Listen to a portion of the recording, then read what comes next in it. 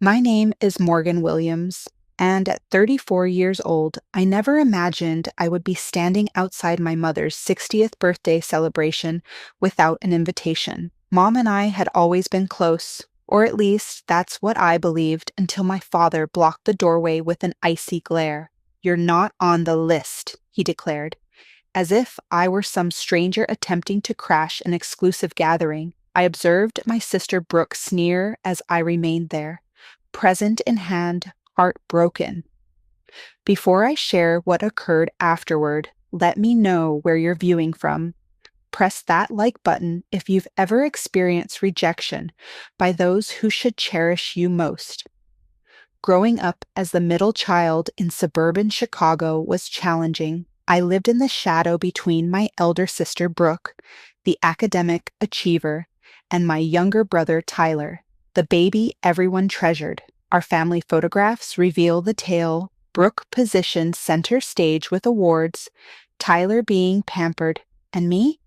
Well, I was simply present, frequently half cut from the picture. Mom was different, however. At least she once was.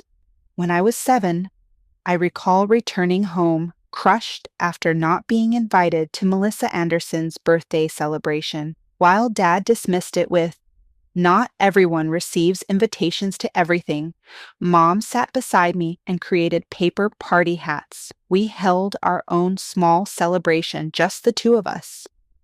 "You're unique in your own way, Morgan," she whispered. "Never forget that." When I was 12, I earned third place in the science fair with my solar system project. Not first like Brooke consistently accomplished, but Mom framed my certificate regardless. "It's not about being the best," she explained. "It's about giving your best." She displayed it right beside Brooke's wall of accomplishments. Dad removed it 3 days later, claiming it made the wall messy, but Mom secretly preserved it in her bedside drawer. During my 16th birthday, when friends canceled last minute for a more popular girls' party, Mom drove me 2 hours to the city for a musical I'd been longing to see. We dressed elegantly, had dinner at an upscale restaurant, and she treated me as if I were the most significant person in existence. Sometimes it's quality, not quantity, that matters with relationships, she reassured me. These moments served as my anchors, evidence that someone in my family genuinely understood me. But circumstances shifted when I departed for college. Unlike Brooke, who remained close to home at Northwestern, I ventured farther to Boston University. "Why so distant?" Dad grumbled. "Are we not sufficient for you?"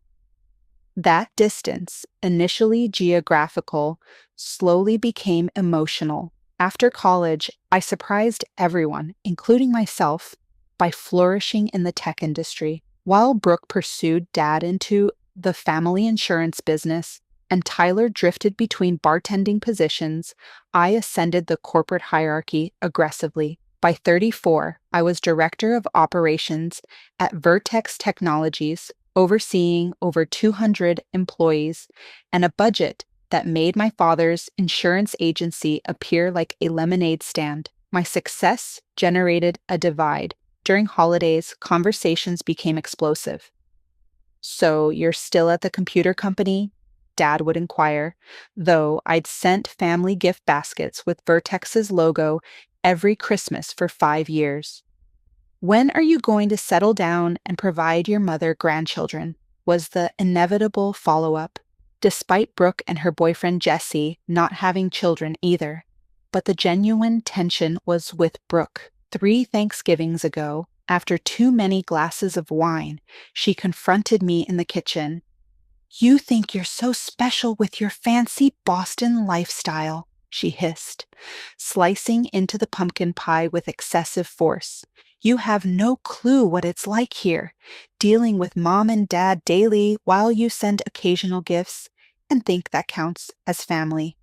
"I call every week," I defended myself. "I invite you all to visit," she snapped. "Everything's a competition with you, Morgan. Always has been." The irony of that statement coming from Brooke was astounding. I'd spent my childhood observing her collect accolades while I applauded from the sidelines. That's not fair, I said, keeping my voice quiet. I've worked hard for what I have. And we haven't? Her eyes narrowed. You think you're superior to us because you escaped? Let me tell you something. Mom doesn't boast about your job. She doesn't even comprehend what you do. At least I'm here being a real daughter. Those words wounded deeper than she realized. After that Thanksgiving, Mom's weekly calls became monthly, then infrequent. When we did converse, she sounded distant, preoccupied. The woman who once preserved my science fair certificate in her drawer now struggled to recall basic details about my existence. Tyler followed Brooke's lead, as he always had. My once playful texts with my younger brother deteriorated into one-word responses. The last time I visited, he spent the entire weekend attached to his phone, barely acknowledging my presence. Dad had never been my advocate, but his disapproval solidified into something harsher.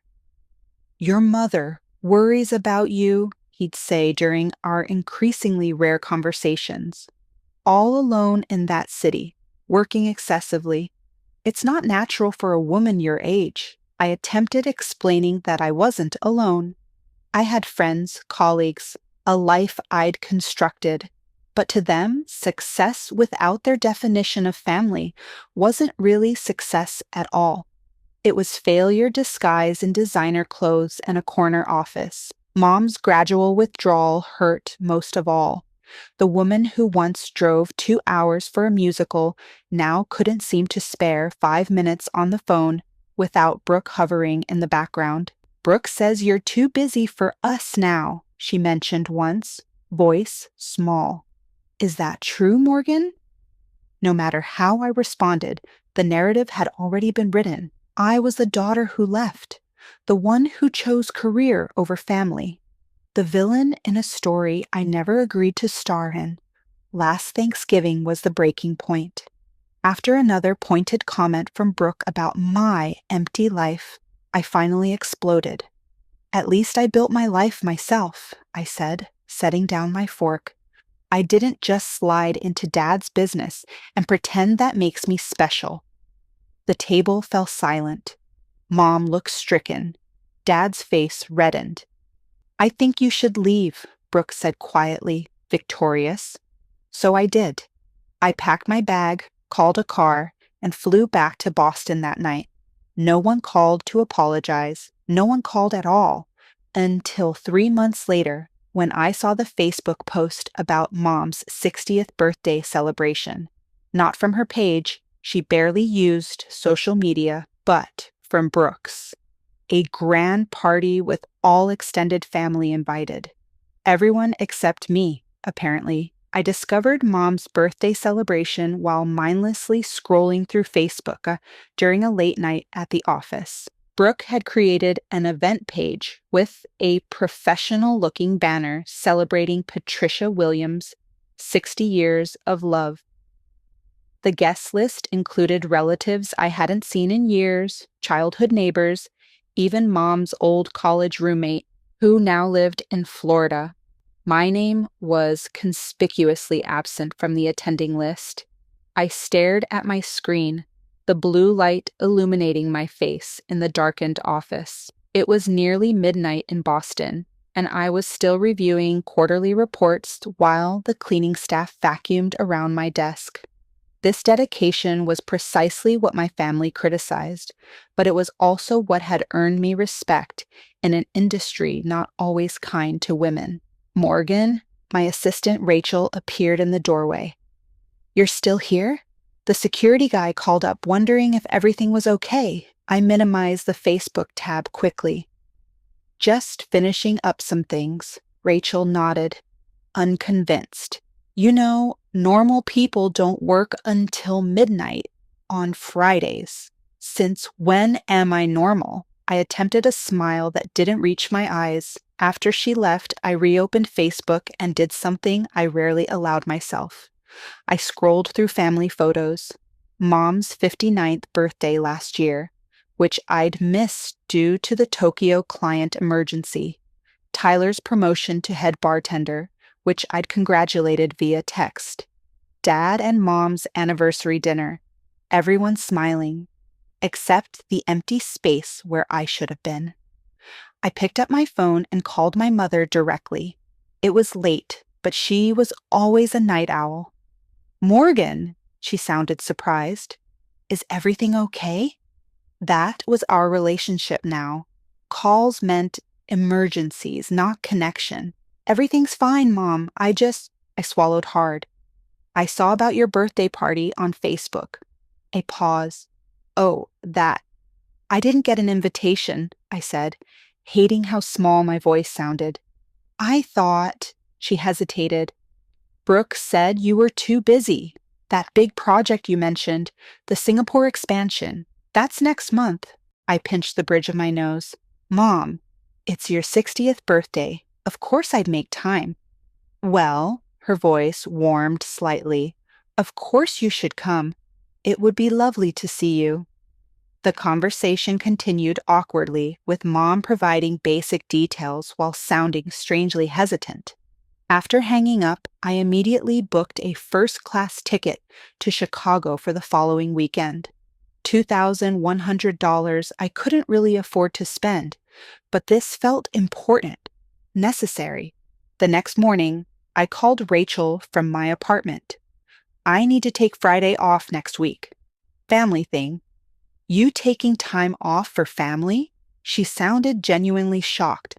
"Are you feeling okay?" "Very funny. Just reschedule the vendor meetings, please." Preparing for this trip became an operation of military precision. I spent hours finding the perfect gift. A vintage emerald brooch from an antique shop that reminded me of one Mom had always admired in her grandmother's jewelry box, paired with a premium spa package at the resort she'd mentioned wanting to visit. The total came to just under $3,000. Extravagant, perhaps, but I wanted to show them all that despite my absence, I still knew what would make Mom happy. Shopping for an outfit was equally strategic. I finally settled on a sapphire blue dress, conservative enough for Dad's approval, but stylish enough to show I was doing well. Not that I needed their validation, I told myself unconvincingly while swiping my credit card. The night before my flight, I practiced conversations in my bathroom mirror. "So great to see everyone. Smile, not too eager." "The company? Things are going well, but enough about work. Deflect, don't brag." "Brooke, I'm sorry about what I said last Thanksgiving," even though she started it. I rehearsed these lines like preparing for the most important presentation of my career. In many ways, it was. The morning of my flight, I received a text from Brooke. "Heard you're coming. Just don't make this weekend about you." I gazed at those words throughout the entire Uber journey to Logan Airport. How could I reply to that? I eventually typed "looking forward to celebrating Mom" and left it at that. The flight to Chicago provided me 3 hours to alternately hope and fret. I leafed through work documents without comprehending anything, then practiced deep breathing techniques my therapist had suggested.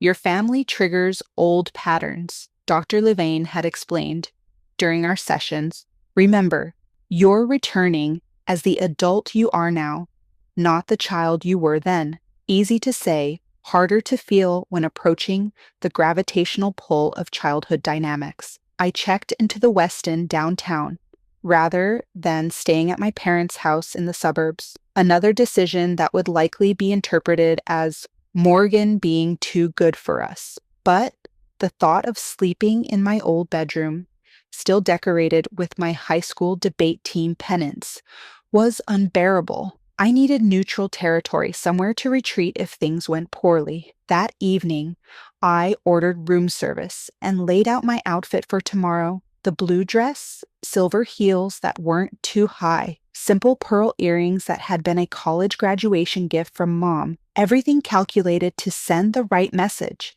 Successful but not showy, professional but still feminine, independent but still your daughter. I barely slept. By morning, I had convinced myself this trip was either going to heal everything or break what little connection remained. There was no middle ground. I applied my makeup with trembling hands, curled my hair, and practiced one last smile in the mirror. "Happy birthday, Mom," I whispered to my reflection. "I hope you're glad to see me." The venue was a renovated boathouse overlooking Lake Michigan.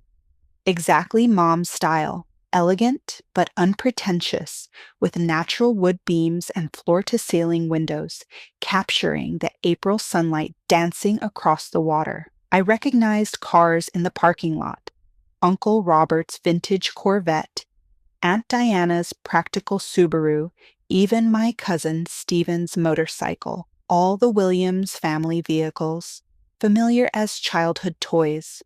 As I approached the entrance, clutching my carefully wrapped gift, I spotted my father's college friend Thomas, smoking outside. "Morgan!" His eyebrows shot up. "My goodness, is that you? It's been years." "Hi, Mr. Polson," I smiled, falling back into childhood formality. "Good to see you." "You look just like your mother at your age," he said, giving me an awkward side hug.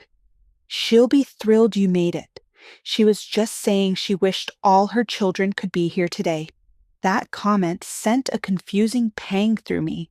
Why would Mom say that if she knew I was coming? Before I could question further, my cousin Eliza emerged from the building. "Morgan!" Her surprise seemed genuine as she embraced me. "I had no idea you were coming. Brooke said you couldn't make it because of some big work thing." "I rearranged some meetings," I said carefully, increasingly uneasy. "It's Mom's 60th. I wouldn't miss it." Eliza's expression shifted subtly. "Right. Well, everyone's inside. Your mom looks beautiful." I followed her to the entrance where my father stood greeting guests. His gray hair was freshly cut, his posture still military straight from his years in the reserve. When he saw me, no smile came. Instead, his face hardened into the expression I knew from childhood reprimands. "Morgan," he said flatly, "what are you doing here?" The question knocked the rehearsed greeting from my mind. "I'm here for Mom's birthday," I said, trying to keep my voice light. "Is that so surprising?" He looked down at the clipboard in his hand, running his finger down what appeared to be a guest list. "You're not on the list." Those 4 words hung in the air between us. I felt blood rush to my face, aware of others watching this interaction. "There must be some mistake," I said quietly. "I spoke to Mom last week. She said of course I should come." Dad's expression didn't change. "There's no mistake. This party has been planned for months by people who are actually involved in your mother's life." The deliberate cruelty of his words stole my breath. Behind him, I could see other guests pretending not to watch while absolutely watching. This humiliation was public and intentional. "Dad," I said, lowering my voice further, "please don't do this. I flew in specifically for this. I just want to wish Mom happy birthday." "You should have called first," he said. "This is a private party for people who actually make time for family." Before I could respond, Brooke appeared at his side, her boyfriend Jesse trailing behind her. She wore a pink dress nearly identical to one Mom owned, her hair styled in Mom's preferred soft waves. The visual message wasn't subtle. She was the true daughter, the rightful heir to maternal affection. "Is there a problem?" she asked sweetly, though her eyes gleamed with satisfaction. "Morgan's not on the guest list," Dad repeated. Oh, Brooke's false concern was almost artistic. "That's awkward. I thought we discussed this, Morgan." After what happened at Thanksgiving, we didn't discuss anything, I said, fighting to keep my composure. I spoke to Mom directly. Mom probably felt put on the spot. Brooke shrugged. You know how she hates confrontation. I looked past them, trying to locate my mother in the crowd inside. Where is she? I'd like to speak with her myself.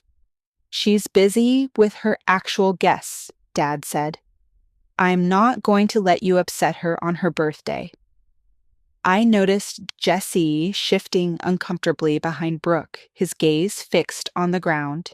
He was tall, conventionally handsome, with dark hair and glasses, wearing a suit that looked expensive but slightly too large. I'd never met him before, only seen him in Facebook photos. He seemed distinctly uncomfortable with the scene unfolding. As I stood there, gift in hand, I overheard an older woman whisper, "Is that Morgan?" I thought she wasn't speaking to the family anymore. Another voice, Cousin Stephen's wife, perhaps.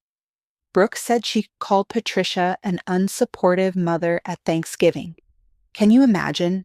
And then Brooke herself, not bothering to lower her voice. Did she really think she was welcome after what she said? In that moment, I understood with crystal clarity. This rejection wasn't impromptu. It was planned, probably anticipated with pleasure. I was being punished, not just excluded. I took a deep breath and steadied myself. I would not cry here. I would not give them the satisfaction. I understand, I said, surprising myself with how calm I sounded. Please give this to Mom.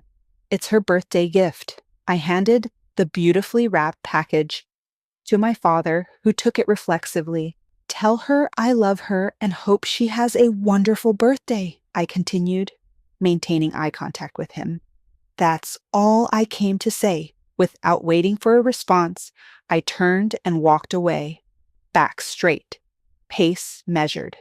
I didn't allow myself to rush, though every instinct screamed to run from this humiliation. Behind me, I heard Brooke's laugh, then my father's deeper voice saying something I couldn't quite catch. I made it all the way to my rental car before my hands started shaking so badly I couldn't get the key into the ignition. The carefully applied mascara was in danger of creating black rivers down my cheeks. I gripped the steering wheel, focusing on my breathing. In 2, 3, 4, out 2, 3, 4. I would not break down in this parking lot. I would drive back to the hotel, pack my things, change my flight, and be back in Boston by tomorrow. This chapter would be closed forever. No more attempts at reconciliation, no more holiday phone calls, no more pretending we were a family instead of people who once lived in the same house. I was about to start the car when a knock on my window nearly caused me to jump out of my skin. Jesse, Brooke's boyfriend, stood beside my car, gesturing for me to roll down the window. His expression was concerned, almost apologetic. For a moment, I considered ignoring him and driving away, but curiosity won out. I lowered the window part way. "Morgan," he said, then cleared his throat nervously. "Ms. Williams, just Morgan is fine," I replied automatically, then frowned. "Wait, how do you know to call me Ms. Williams?" Jesse glanced back toward the venue, then at me again. "Because I work at Vertex Technologies in Boston. I'm in the software engineering department, 3rd floor." My mind raced through employee directories trying to place him. "Jesse Lawson," he supplied. "I joined about 8 months ago. I transferred from the Chicago office to be closer to Brooke on weekends. I recognized you immediately when I saw you today." The universe has a twisted sense of humor sometimes. Of all the tech companies in Boston, my sister's boyfriend worked at mine. I'd been so busy with the operations side that I hadn't connected the dots about a new engineer. "Does Brooke know you work for me?" I asked. "Not exactly," he admitted, looking increasingly uncomfortable. "She knows I work at Vertex, but I never specified that you were Well, essentially, my boss. I finished for him. The organizational chart at Vertex meant that while Jesse didn't report directly to me, I was definitely in his upward management chain. May I sit down? He asked, gesturing to the passenger seat. I feel like I owe you an explanation. Against my better judgment, I unlocked the door. Jesse slid in, immediately making my rental car feel smaller with his tall frame. I should have said something in there, he began. That wasn't right. What they did. Why didn't you? The question came out sharper than intended. Complicated family dynamics, he sighed. I've only been dating Brooke for about a year, still trying to navigate everything. Well, now you've seen the Williams family at our finest, I said bitterly. That's actually why I followed you out here, Jesse said, turning to face me directly. What happened in there wasn't spontaneous. It was discussed in advance. My stomach tightened. What do you mean? Last night at the rehearsal dinner, Brooke and your dad were talking about what to do if you showed up. Your dad said he'd handle it. Your mom wasn't part of that conversation. The revelation that they'd actually planned my humiliation was somehow worse than thinking it was an impulsive cruelty. Does my mother even know I tried to come today? I asked. Jesse hesitated. She asked about you earlier. Wondered if you might surprise her. Brooke told her you'd sent your regrets weeks ago. That's a lie, I whispered. I know, Jesse nodded. I've picked up a lot over the past year. Brooke talks about you constantly. I'm sure it's all flattering, I said dryly. It's complicated, he replied, choosing his words carefully. There's a lot of jealousy there. She compares herself to you all the time, though she'd never admit it. Jealous of what? I couldn't keep the disbelief from my voice. She's the golden child, always has been. But you're the one who got away, Jesse said simply. You built something entirely your own. And at work, he trailed off. At work? What? You're respected, Morgan. Really respected. People talk about your leadership style, your strategic thinking. When I realized Brooke's sister Morgan was the same Morgan Williams everyone at Vertex admires, it was strange. Reconciling those two images. I sat in stunned silence, processing his words. While I'd been feeling like a failure in my family's eyes, apparently I'd become something of a role model, professionally without even realizing it. Brooke has been systematically poisoning your relationship with your parents, Jesse continued. Small comments, reframing your absences as deliberate rejections, exaggerating arguments. When your mom mentioned missing you, Brooke would remind her of some perceived slight. And my mother believed her? The pain in that question was evident. Your mom's been having some health issues, Jesse said gently. Nothing severe, but enough to make her more vulnerable to manipulation. Mild depression, some memory issues. Brooke's been helping by managing her social calendar, her medications. The implication hit me like physical blows. While I'd been building my career in Boston, Brooke had been constructing an entirely different narrative here in Chicago, one where I was the villain, the cold-hearted daughter who abandoned her family for corporate success. Why are you telling me this? I finally asked. You're dating my sister. Your loyalty should be to her. Jesse looked down at his hands. Because what happened in there was wrong. And because of Vertex, I've seen how you treat people. With respect, even when they make mistakes. The stories don't match up. He paused. Also, selfishly, it's awkward when your girlfriend's family drama involves your boss. Despite everything, that made me laugh a little. I can imagine. So what are you going to do? He asked. I stared out at Lake Michigan, its surface glittering in the spring sunshine. The easy path would be to drive away, return to Boston, and finally sever these painful ties. The professional in me knew that sometimes cutting losses was the strategic choice. But another part of me, perhaps the part that still remembered my mother making paper party hats when I was 7, couldn't just leave things this way. I think, I said slowly, that it's time everyone heard the truth, including my mother. Jessie nodded, looking both relieved and terrified. I'll support whatever you decide to do. Just remember, I have to see these people at holidays. Don't worry, I assured him, reaching for the door handle. I've learned a thing or two about handling difficult personalities in the corporate world. As we walked back toward the venue, I felt a strange calm settle over me. This confrontation wasn't what I'd planned for today, but perhaps it was exactly what had been needed for years. Walking back into that building was one of the hardest things I've ever done. Harder than my first major presentation to the board, harder than firing a team member I personally hired. This required a different kind of courage, the courage to face people who'd known you since you wore braces and still believed they had the right to define who you were.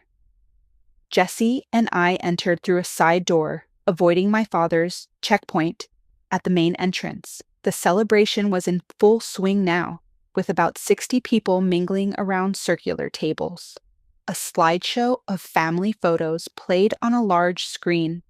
I noted my near absence from the curated selection. My mother sat at a central table looking beautiful in a lavender dress that complemented her silver hair. She was laughing at something Uncle Robert was saying, unaware of the drama that had unfolded at the entrance. Brooke noticed us first. Her eyes widened, darting between Jessie and me with dawning comprehension. She immediately began making her way across the room, but it was too late. Jessie stepped forward, his voice carrying across the room as conversations naturally lulled. Everyone, I'd like to introduce Morgan Williams, Patricia's daughter. And he added, with perfect timing, my boss at Vertex Technologies. The room fell silent. My mother's head snapped up, her eyes finding mine with a mixture of confusion and what appeared to be genuine delight. Morgan! She stood up, napkin falling forgotten to the floor. You came! Before I could respond, Brooke reached us, her face flushed with anger.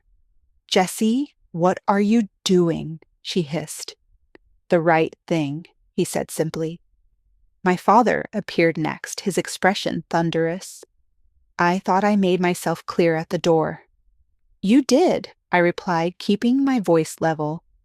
But it seems there's been some confusion about my relationship with this family that needs clearing up.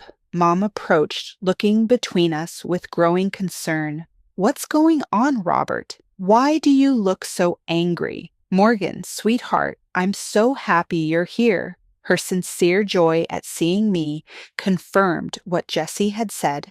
She hadn't known about my rejection at the door. The realization both relieved and infuriated me. Mom, I said gently, taking her hands in mine, I need to ask you something important. Did you think I didn't want to come to your birthday? She blinked, confusion evident. Well, Brooke said you were too busy with work, that big project you mentioned. I never said that, I told her firmly. In fact, when we spoke, I specifically said I would be here. I took time off work. I flew in yesterday. But then, why? Her gaze shifted to Brooke, then to my father. I was just at the door, I continued, aware that the entire party was watching this family drama unfold. Dad told me I wasn't on the guest list, that this party was for people who actually make time for family. Mom's expression changed from confusion to shock. Robert, is this true? My father's face reddened. Patricia, we discussed this after what she said at Thanksgiving. We discussed no such thing, Mom interrupted, her voice uncharacteristically sharp. Morgan, is my daughter. Of course, she's welcome at my birthday." The room had gone so quiet you could hear ice clinking in glasses. This wasn't how I'd imagined the confrontation playing out, in front of extended family and my mother's bridge club. But perhaps that public accountability was necessary. "There's been a pattern," I said, addressing my mother directly but aware of our audience. "For years now, things I've said have been twisted, absences due to work portrayed as deliberate neglect, my life choices framed as rejections of family." Brooke stepped forward, her smile tight. "This is hardly the time or place, Morgan. Always making everything about yourself. Even Mom's birthday. That's exactly what I mean." I gestured toward her. "That characterization of me, selfish, self-centered. It's the narrative that's been created, but it's not true." I turned to face the room at large. "Many of you have known me since childhood. I've never been perfect, but I've always loved my family. My career took me to Boston, not Mars. Phone calls work both ways. Visits work both ways." My cousin Stephen nodded slightly, and I saw Aunt Diana whisper something to Uncle Robert. "Brooke," I continued, keeping my voice professional, the same tone I used in difficult negotiations at work, "has been systematically undermining my relationship with our parents, exaggerating conflicts, reframing my achievements as abandonments." "That's ridiculous," Brooke scoffed, but her eyes darted nervously. "Is it?" I turned to Jessie. "What did Brooke tell you about me before you met me today?" Put on the spot, Jessie looked uncomfortable, but answered honestly. "That you were cold, career-obsessed, that you'd called your mother unsupportive and said the family was holding you back." "I never said those things," I stated firmly. "It was implied," Brooke insisted. "No, it wasn't," I countered. "At Thanksgiving, after you accused me of thinking I was better than everyone, I defended myself. I said I built my career myself. That's not an attack on the family. It's a statement of fact." Mom looked devastated. "Is this true, Brooke? Have you been turning us against Morgan?" Brooke's composure finally cracked. "You don't understand. She left. She got to leave and become Miss Big Shot Executive, while I stayed here taking care of everything, being the good daughter. And what thanks do I get? You still light up more when she calls than when I'm right in front of you." The raw pain in her voice silenced the room. Despite everything, I felt a flash of empathy for my sister. We'd both been trapped in roles assigned to us as children. She, the achiever who stayed, me, the rebel who left. "Brooke," Mom said softly, "I've never compared you two. I love you both differently because you are different people." "Then why do you keep her science fair certificate in your drawer?" Brooke demanded, tears threatening. "Third place! She got third place 15 years ago, and you still have it." I was stunned. That certificate had become a symbol for Brooke of some perceived preferential treatment I'd never experienced. Dad, who had been unusually quiet, finally spoke. "I think we should continue this discussion privately." "No," Mom said firmly. "I'm tired of secrets and misunderstandings in this family." She turned to our assembled guests. "I apologize for the drama, everyone. Please enjoy the food and music. My family and I need a moment." She gestured toward a small side room, and my father, Brooke, Jessie, and I followed her. As the door closed behind us, I caught glimpses of wide eyes and whispered conversations erupting in our wake. Inside the private room, Mom took charge in a way I hadn't seen in years. "Sit down, all of you." We complied like scolded children. "Robert," she addressed my father first, "did you turn our daughter away at the door of my birthday party?" Dad shifted uncomfortably. "I was protecting you after what she said about the family." "What exactly did she say?" Mom pressed. "In her own words, not Brooke's interpretation. My father looked genuinely confused. That we were holding her back, that she had to build her life herself because we never supported her. That's not what I said, I interjected quietly. I said I built my career myself, which is true. It wasn't an attack, it was a statement of fact. After Brooke accused me of having an empty life, Mom turned to Brooke. Have you been deliberately keeping your sister and me apart? Brooke's defiance crumbled under our mother's direct questioning. I was tired of being taken for granted. Morgan gets to swoop in for holidays. Everyone makes a big fuss.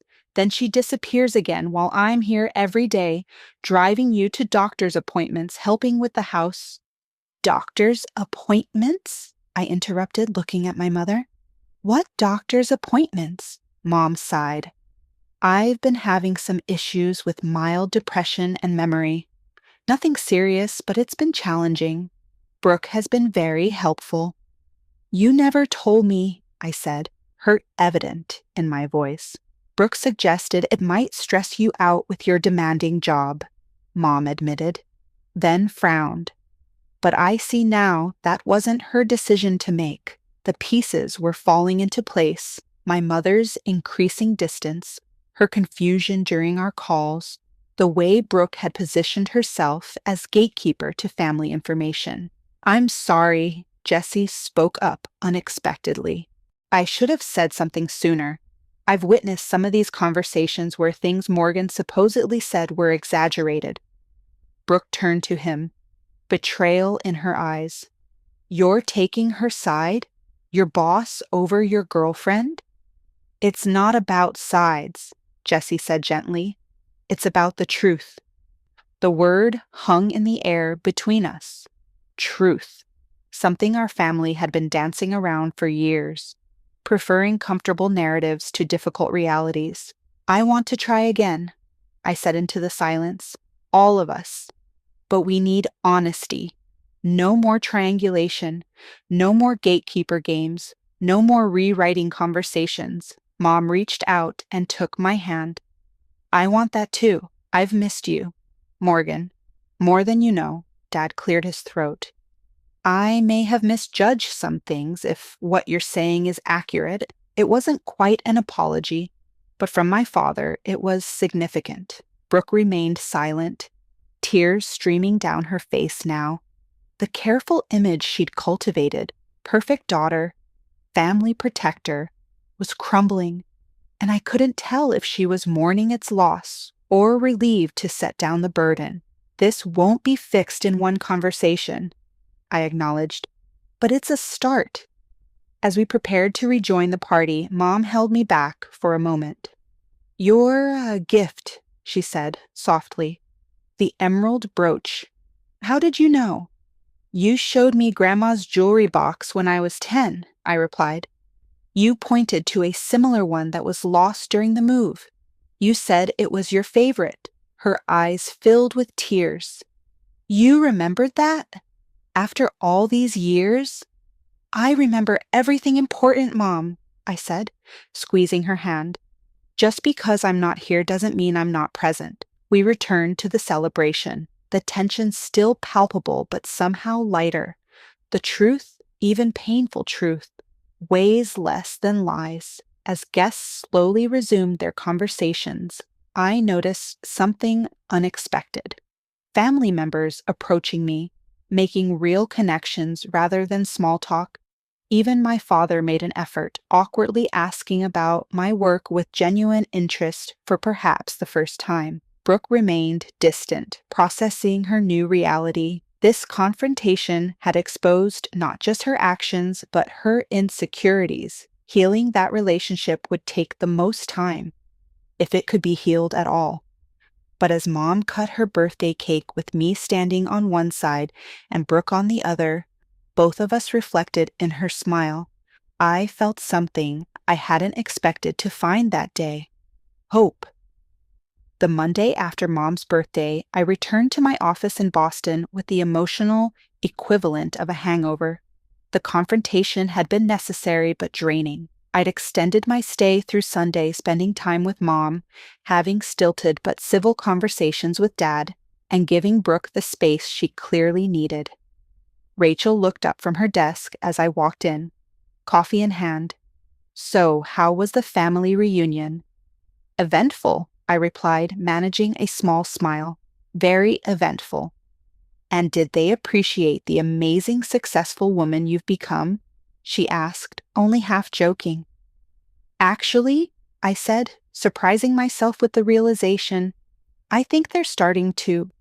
The professional implications of the weekend hit me around 11 that morning when I received an email from HR confirming a departmental transfer request for Jesse Lawson. My sister's boyfriend was moving from software engineering to the product development team, a lateral move that would take him out of my reporting chain. Professionally appropriate, personally complicated, I called Jesse that afternoon. "You didn't have to transfer departments," I said when he answered. "It seemed like the right thing to do," he replied. "Cleaner boundaries, given everything." "How's Brooke taking all of this?" I asked the question I'd been avoiding. Jesse's sigh carried through the phone. "She's struggling. Your confrontation shattered the narrative she's been living in. She gave me an ultimatum Saturday night." My stomach tightened. "You or me, essentially," he confirmed. "She said if I respected her, I'd quit Vertex." The manipulation was so familiar it almost made me laugh. "What did you tell her?" "That I respect myself too much to let anyone dictate my career choices," he said simply. "We're taking a break while she processes everything." I felt a stab of guilt. "I never meant to come between you." "You didn't," Jesse assured me. "This was coming anyway. I've been noticing patterns in how she handles conflict. Your confrontation just accelerated things." After hanging up, I stared out my office window at the Boston skyline. The personal and professional had collided in ways I never anticipated, creating ethical challenges no business school case study had prepared me for. I scheduled a meeting with our chief ethics officer that afternoon, explaining the situation in clinical terms. "I need to ensure there's no appearance of impropriety in how I manage the situation," I concluded. Diane listened attentively before responding. "Document everything. Recuse yourself from any direct decisions involving Jesse and consider bringing in an executive coach to help navigate the personal-professional boundaries." I followed her advice, setting clear protocols that would protect both Jesse's career and my professional integrity. It was strange applying corporate governance to family drama, but perhaps that structure was exactly what was needed. Meanwhile, I was processing my own emotional responses to the weekend's revelations. I scheduled an emergency session with Dr. Levine, my therapist. "You stood up for yourself," she noted after I recounted the confrontation. "How did that feel?" "Terrifying," I admitted, "and then liberating." "The family dynamics you've described are classic," she explained. "The golden child who stays versus the scapegoat who leaves. Your sister's identity became wrapped up in being the good daughter who sacrificed, while you became the selfish one who pursued your own path. Neither characterization is accurate or fair." "How do we fix it?" I asked. Dr. Levine smiled gently. "That's the million-dollar question. It starts with continued honesty and adjusted expectations. Your family won't change overnight, if at all." 2 weeks after the birthday party, Mom called with news that made my heart sink. Her doctor had confirmed early-stage cognitive decline. Not Alzheimer's, but noticeable memory issues that would likely progress.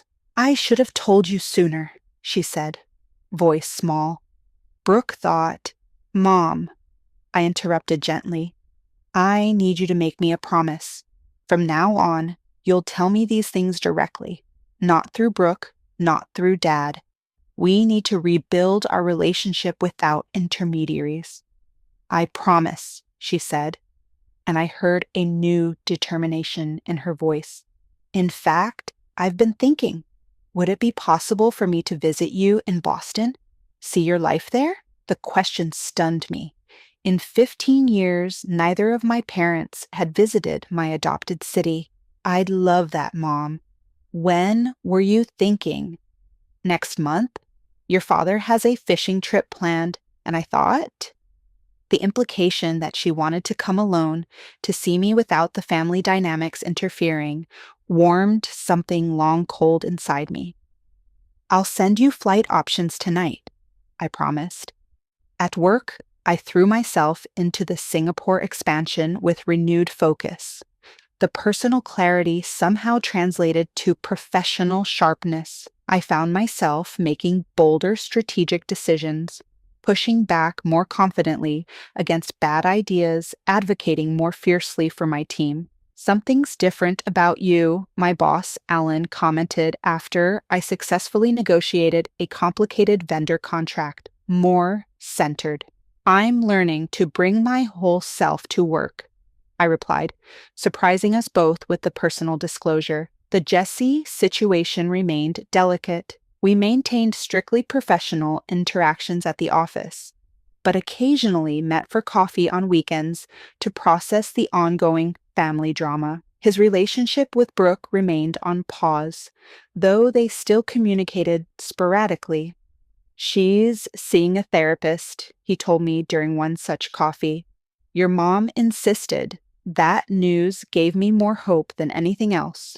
Brooke, voluntarily seeking help, suggested she might be ready to examine her own role in the family dysfunction. 3 months after the birthday confrontation, I received the most unexpected email of my career.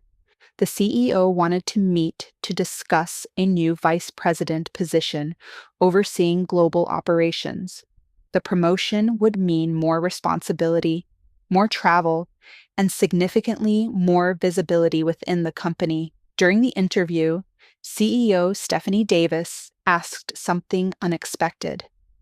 The role requires difficult conversations and standing firm under pressure. Tell me about a time you've demonstrated those qualities outside of work. I took a deep breath and shared a carefully edited version of the birthday confrontation, focusing on the principles of truth-telling and boundary setting rather than the messy family details.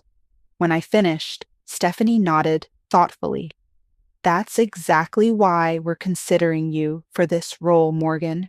Your technical skills are exceptional, but it's your integrity and courage that set you apart. A week later, I accepted the VP position.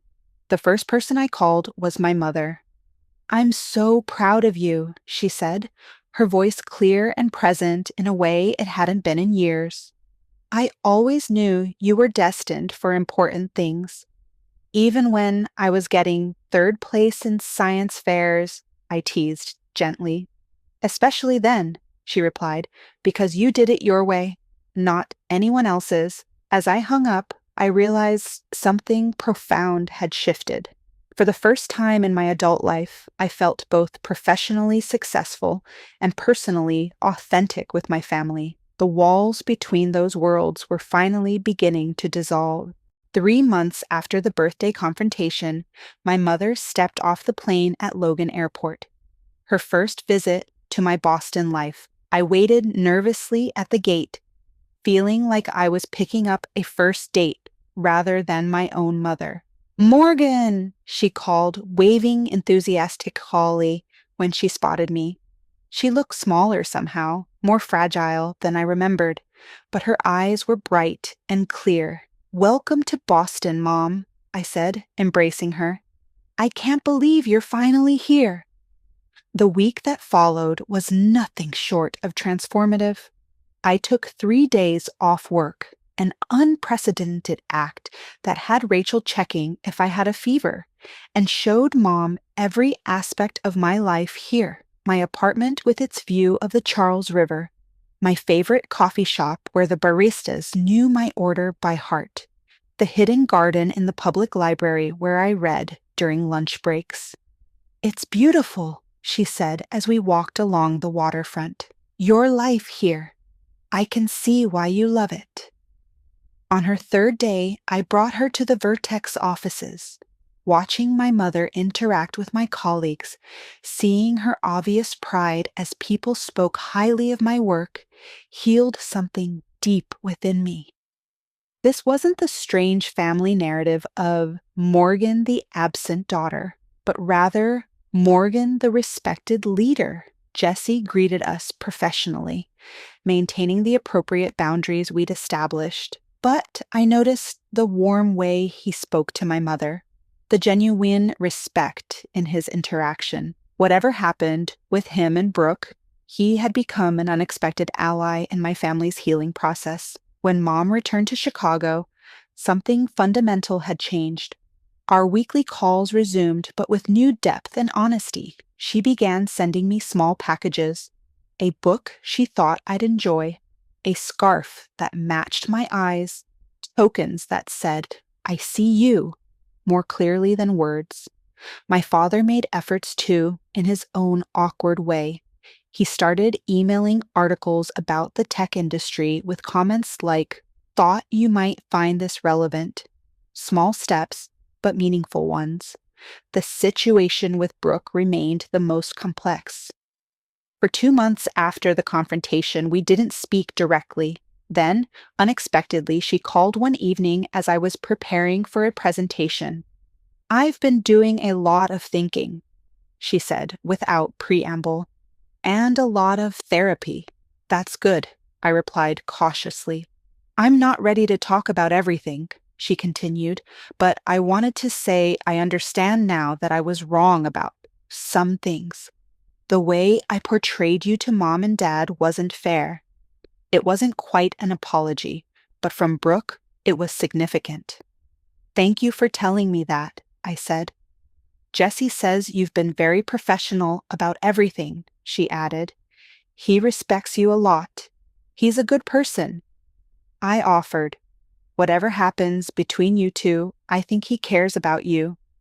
We're working through things, she said vaguely. Anyway, I should go, but I wanted you to know I'm trying. My promotion to VP brought new challenges and opportunities. The role required more travel, including regular trips to Singapore for our expansion there. Ironically, this increased my visits to Chicago, as O'Hare became my frequent layover between international flights. During these layovers, I began scheduling brief visits with my parents. Sometimes just dinner at the airport with Mom, sometimes an overnight stay that included Dad. Gradually, these short, frequent connections built something more authentic than our previous pattern of tense holiday gatherings. My mother's health stabilized with proper treatment for her depression and cognitive issues. The doctors say reducing stress has helped enormously, she told me during one visit. All that family tension was literally making me sick. 6 months after the birthday confrontation, I hosted Thanksgiving in my Boston apartment, a deliberate reclaiming of the holiday that had been the breaking point the previous year. Mom and Dad accepted the invitation immediately. Tyler came, bringing his new girlfriend. Brooke declined but sent a surprisingly thoughtful gift basket. As we gathered around my dining table, expanded with a rented table to accommodate everyone, I realized this was the first family gathering that felt genuine rather than performative. We weren't playing roles assigned in childhood. We were adults choosing to connect. Before we eat, Mom said, raising her glass, I want to thank Morgan for bringing us together, not just physically in this beautiful home, but emotionally. Your courage to speak truth has changed our family. Dad nodded, uncharacteristically emotional. I've been doing a lot of thinking about the kind of father I've been, the kind I want to be going forward. I'm proud of you, Morgan. Your success, yes, but more importantly, your integrity. That acknowledgement, so long desired and never expected, brought tears to my eyes. Later that evening, As everyone helped clean up, another first in Williams family history, I received a text from Brooke. Hope dinner went well, maybe next year. Those 4 words contained more hope than 1,000 forced family photographs. The professional lessons from this personal journey were profound. My leadership style evolved, becoming more authentic and compassionate. I found myself mentoring younger women at Vertex who struggled with work-life boundaries, sharing edited versions of my own journey. Your worth isn't determined by your family's approval or your professional achievements. I told one particularly promising analyst struggling with parental expectations. It comes from living authentically and treating others with dignity. In my next performance review, CEO Stephanie noted, "You've always been excellent at the technical aspects of leadership. Now you're bringing heart to it as well. That combination is rare and valuable." The birthday confrontation that I'd feared would destroy my family had instead begun its transformation, not into some perfect Hallmark movie unit.